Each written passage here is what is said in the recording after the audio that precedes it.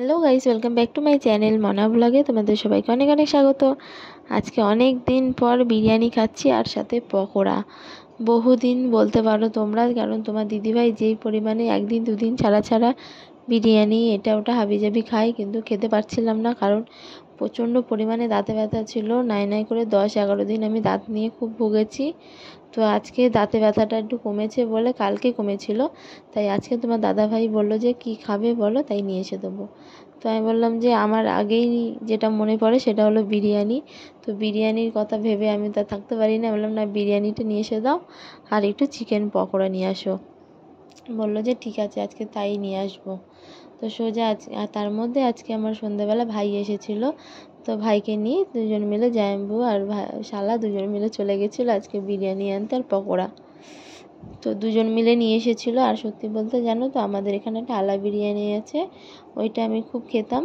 তারপরে একটা বিরিয়ানি আমি ফার্স্ট টাইম খেয়েছিলাম তোমার দাদার সাথে গিয়ে সোদপুরের ওখানে।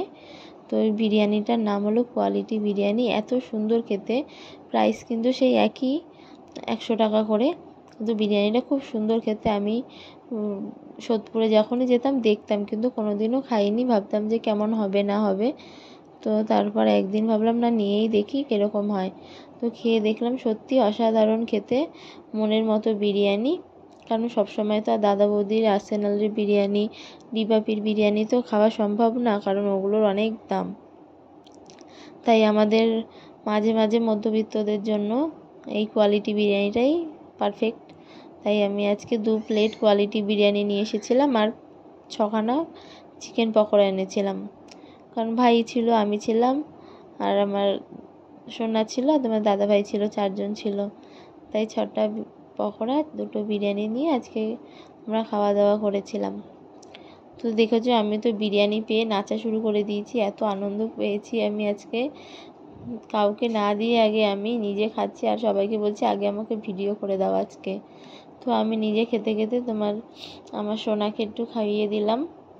সোনাও বিরিয়ানি খেতে খুব ভালোবাসে, তাই ও বিরিয়ানি দেখে আর থাকতে না পেরে আমাকে বলছে, মা আমিও বিরিয়ানি খাবো। আমি বলছি দাঁড়া দিচ্ছি। তারপর আমি বিরিয়ানি দিলাম, আর লাস্টে বিরিয়ানি খাওয়াচ্ছিলাম সোনাকে। খাওয়াতে খাওয়াতে আমি বসে বসে একটু চাটনি দিয়ে, কি সুন্দর চাটনিটা ছিল পকোড়ার সাথে, ঝাল ঝাল করে, ওইটা দিয়ে আজকে আমি পকোড়াগুলো খেয়ে নিলাম। তো আমার ভিডিওটা ভালো লাগলে তোমরা অবশ্যই লাইক কমেন্ট শেয়ার করে দিও, আর সাবস্ক্রাইব করতে ভুলো না। ভিডিওটা ভালো লাগলে বেশি বেশি করে শেয়ার করে দিও। টাটা, সবাই খুব খুব ভালো থেকো।